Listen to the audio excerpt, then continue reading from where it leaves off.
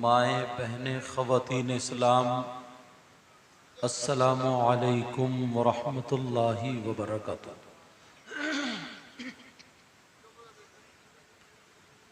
अल्हम्दुलिल्लाह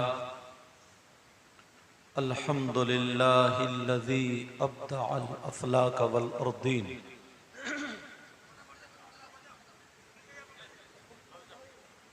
वस्सलातु वस्सलामु अला मन काना नबिय्यन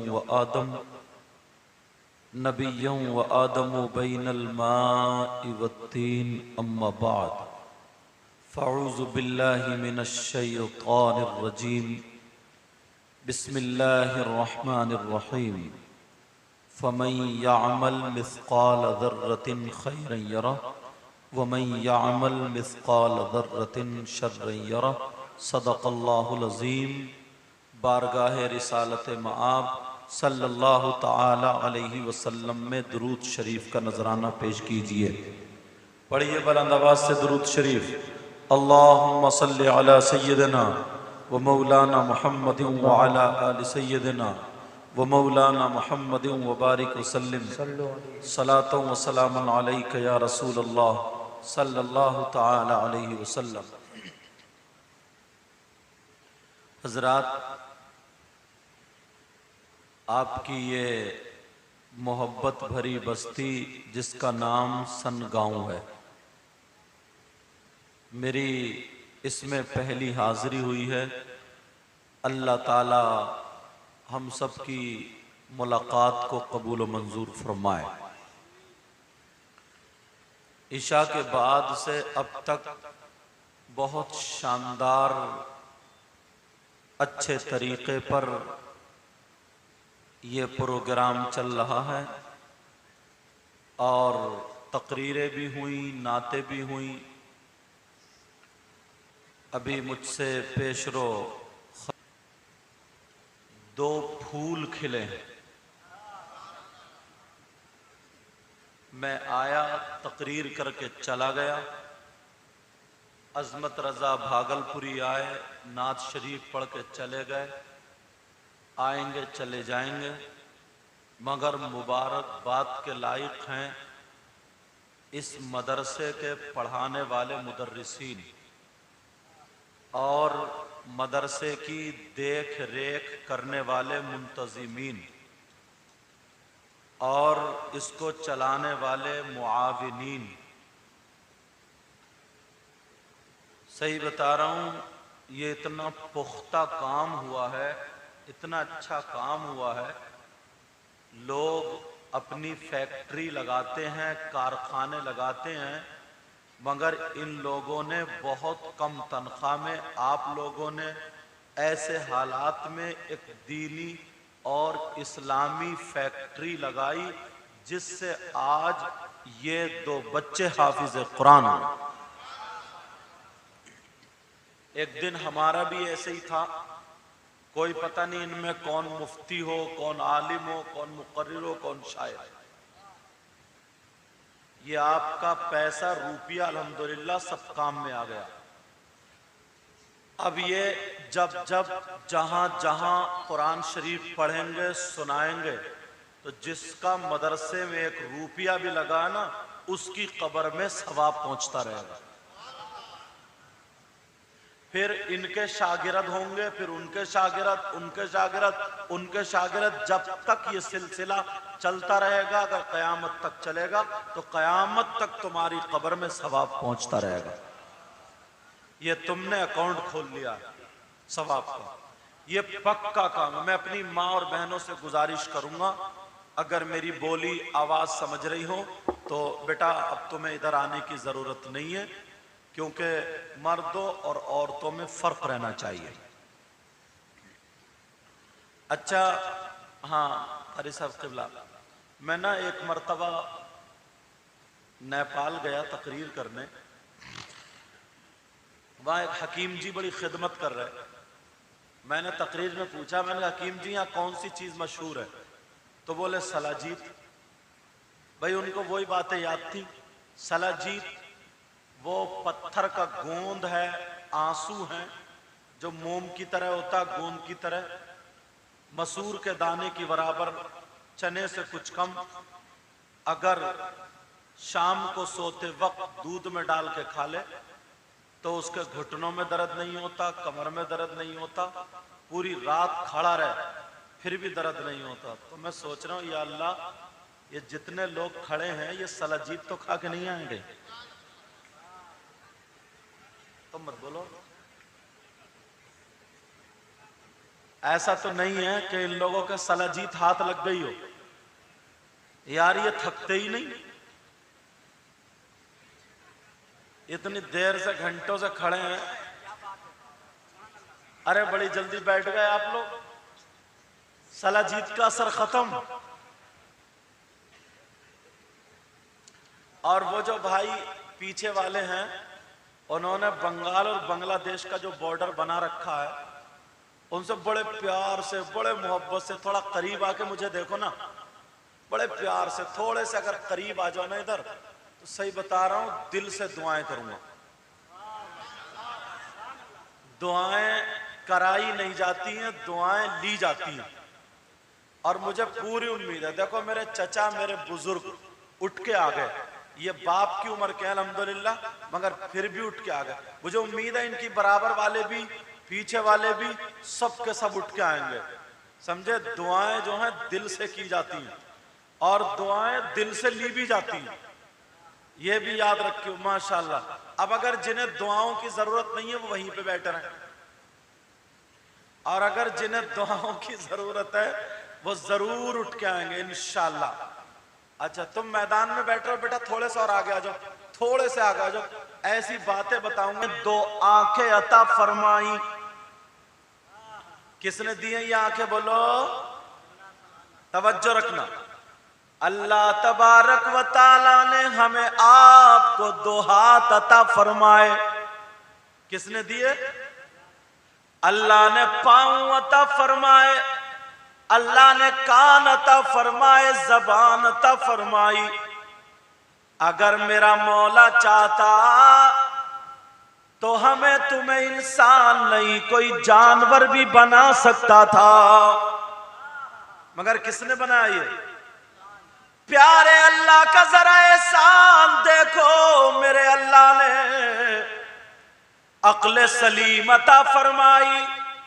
तुम लोग अजमेर शरीफ जा रहे होगे, पंडवा शरीफ, या कहीं अल्लाह वाले के मजार पे कचौचा शरीफ जा रहे होगे, कितने लोग ऐसे देखे होंगे जिनके दोनों हाथ कटे हुए हैं, दोनों पांव भी कटे हुए हैं, सामने प्याला रखा है, भीख मांग रहे हैं। मुसलमान जरा गौर कर, उनके हाथ नहीं है, वो काय से खाते होंगे, वो काय से पीते होंगे।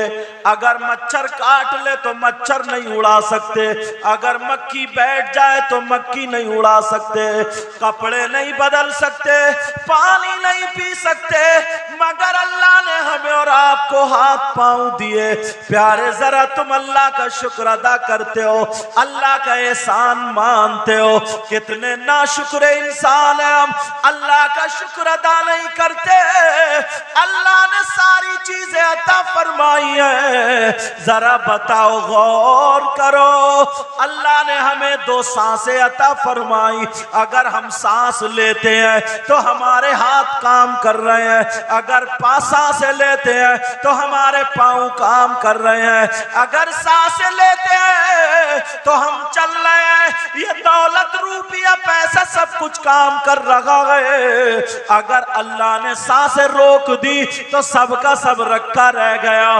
बोलो क्या अल्लाह का शुक्र अदा करते हो?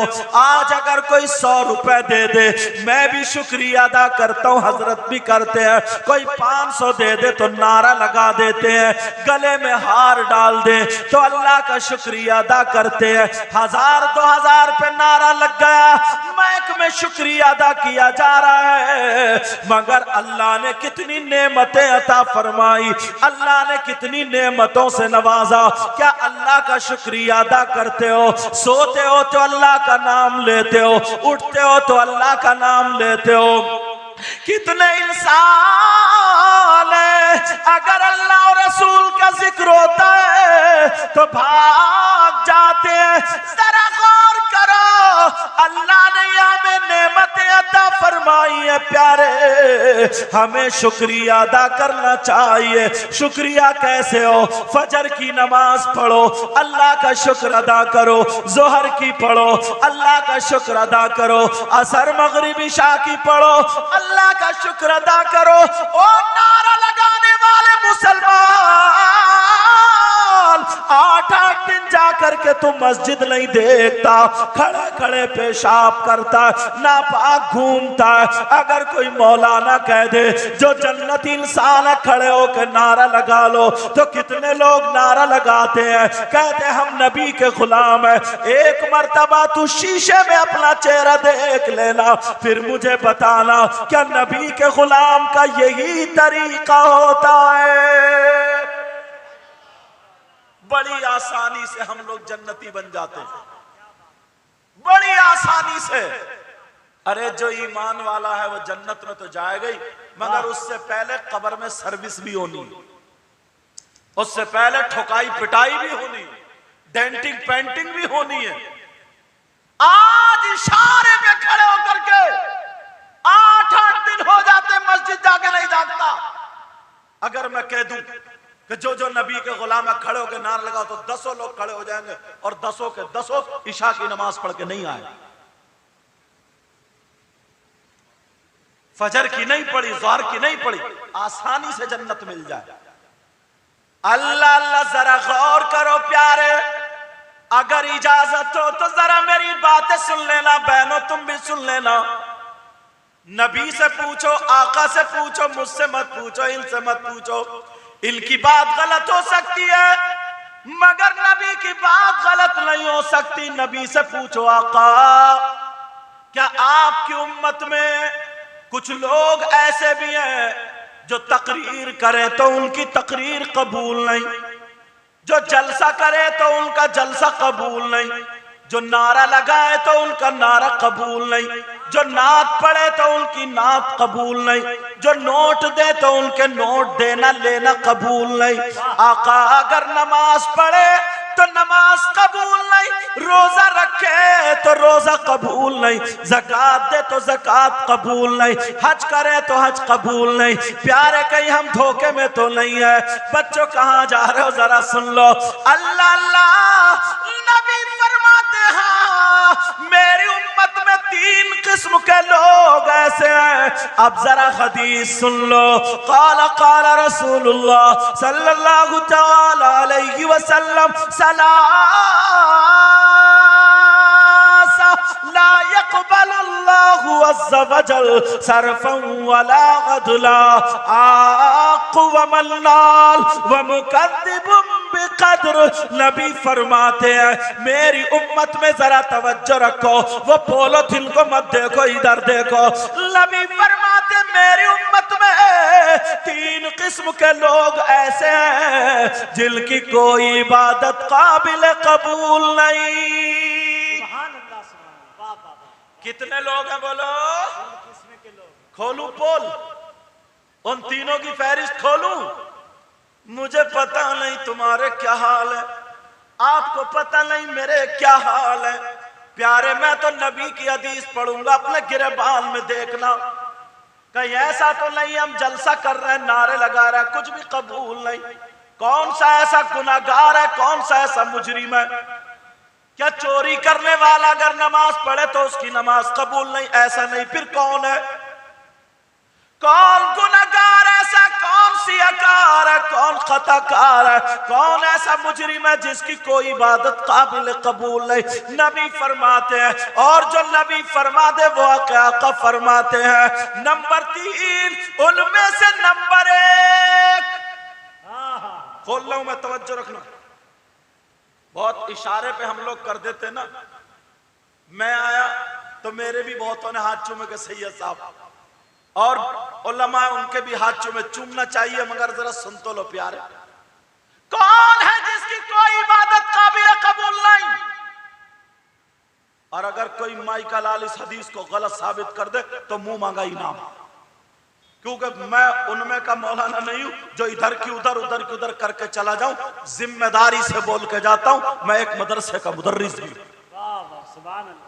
नबी फरमाते सलासा, 3 किस्म के, उनमें से नंबर 1, अब जरा सुनने वालों सुन लेना, नोट करने वालों कर लेना। कौन है वो जिसकी कोई इबादत काबिल कबूल नहीं। मैं वालों से कहूंगा जरा तुम भी तवज्जो रखना। अल्लाह अल्लाह नबी फरमाते हैं अला कुलि वालिदै, अरे जिसकी नमाज कबूल नहीं, जिसके रोजे कबूल नहीं, जिसका जलसा कबूल नहीं, जिसकी ज़कात कबूल नहीं, जिसका हज कबूल नहीं, वो है जो अपनी माँ और बाप को सताता है। क्या बात है, वाह। जो माँ बाप का कहना नहीं मानता, जो माँ बाप को तकलीफ देता, जो माँ बाप का नाफरमान है, उसकी कोई इबादत काबिल कबूल नहीं। अगर माँ का कहना नहीं मानता, कितने ही नारे लगा ले, सब बेकार। और सुनो, तलवार की धार पे गलत बोलूं तो पकड़ लेंगे।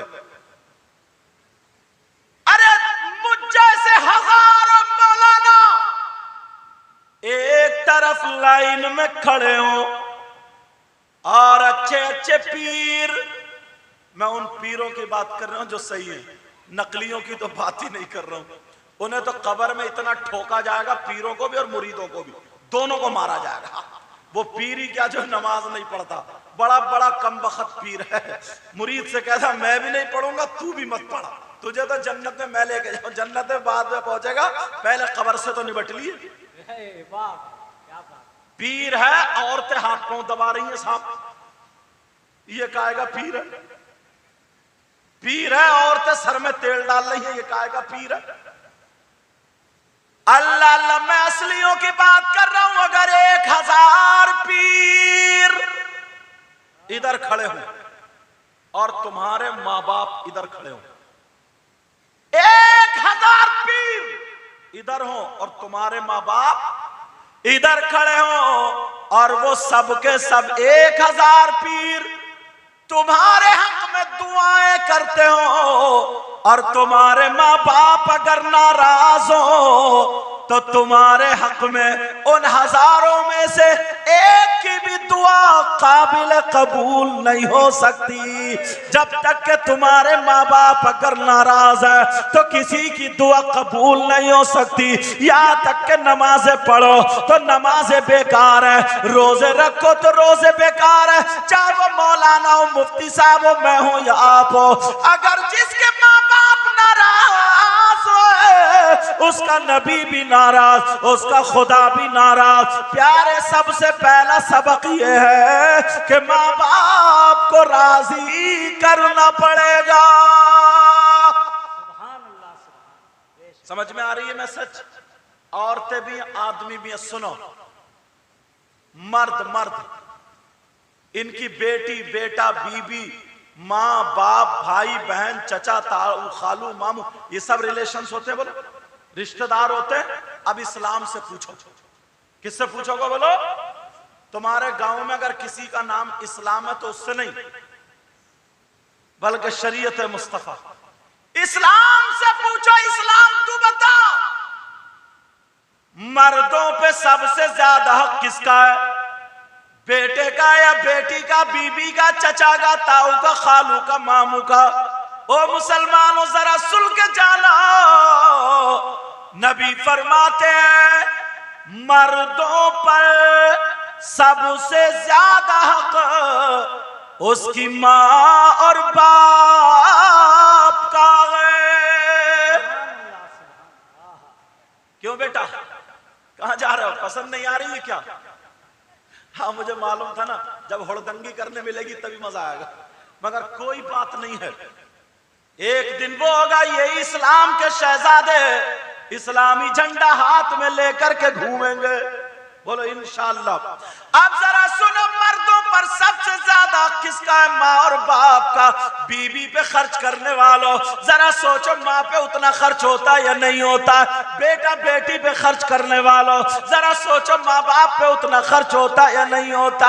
जितना बीवी और बच्चों का कर रहे हो उतना हक माँ बाप का होता या नहीं होता? तुम तो मुसलमान हो। इस्लाम ये कहता मर्दों पर बेटी से ज्यादा हक, बेटे से ज्यादा हक, बीवी से ज्यादा हक, भाई से ज्यादा हक, चचा ताऊ खालू मामू से ज्यादा हक मर्दों पर उसकी माँ और बाप का होता है। अब तो तुम्हें गिरेबान में झांकना, बस मुझे तो बातें बतानी।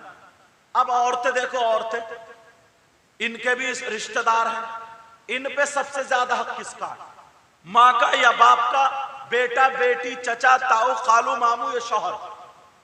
तो औरतें सुन ले, औरतों पर बेटे से ज्यादा, बेटे का ज्यादा हक नहीं है, बेटी का ज्यादा नहीं है, माँ का नहीं है, बाप का नहीं है, चचा का नहीं है, ताऊ का नहीं है, खालू का नहीं है, मामू का नहीं है। इस्लाम ये कहता है औरतों पर सबसे ज्यादा हक उसके शौहर का है। औरतों में सबसे ज्यादा किसका? बोलो, उसके शौहर का है। मगर कहां? किताबों में आता है बीबी को शौहर की इजाजत के बगैर घर से निकलना जायज नहीं। अब ये जितनी आई हैं इजाजत लेके आई हैं? बोलो, तुम तो लेके इजाजत आए होगे मगर ये नहीं आई होंगी। औरतों को शौहर की इजाजत के बगैर घर से निकलना जायज नहीं। जरा सैयदा फातिमा को देखो, नबी की बेटी को देखो। अल्लाह अल्लाह, मेरे नबी की बेटी सैयदा फातिमा अगर अपने अब्बा के घर जाती है तो हजरत अली की इजाजत के बगैर घर से कदम नहीं निकालती है। यह है सैयदा फातिमा। मगर प्यारे, आज हमने हालात खराब कर दिए, हमने माहौल बिगाड़ रखा। हम अवाम के एतबार से चलते हैं, लेकिन अवाम को उलमा के एतबार से चलना चाहिए।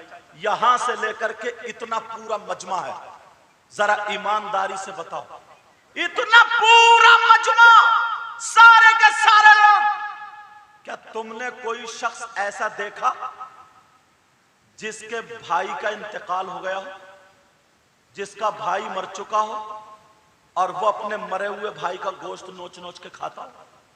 तुम्हारे यहां कोई है सनगांव में ऐसा? अरे बोलो, है कि नहीं है? कोई ऐसा नहीं जो अपने मरे हुए भाई का